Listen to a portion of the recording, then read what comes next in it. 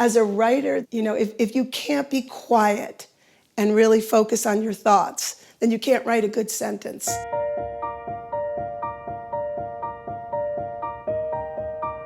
I have written 14 cookbooks, all in Maine. I wrote some books with Stonewall Kitchen. I've written books on roasting and leftovers and parenting and kids. But the last book is all about Maine, and it's my love letter to the state. So it's really about all the seasons in Maine from a food perspective, but also from a human perspective. The beauty that you see even in the down months, as people like to call it. It's about the adventure of living here. The main thing is beauty.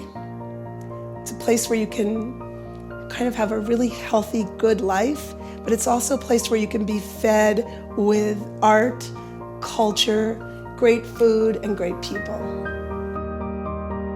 When I moved here 30 years ago, the food culture was weak, and that's being polite. There was not this vibrant food scene that we have now. There weren't these bakeries with breads that rival France. There was not this huge collection of James Beard award-winning restaurants. There was always farming.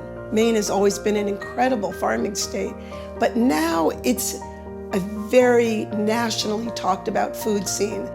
The food scene here is so strong, so creative, and I would say that every 6 months it grows. If you're following Route 1, take a left.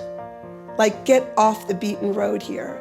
In the woods by a waterfall, I found this patch of ramps, which are wild leeks, and it was like gold. It was like going into the woods and finding gold.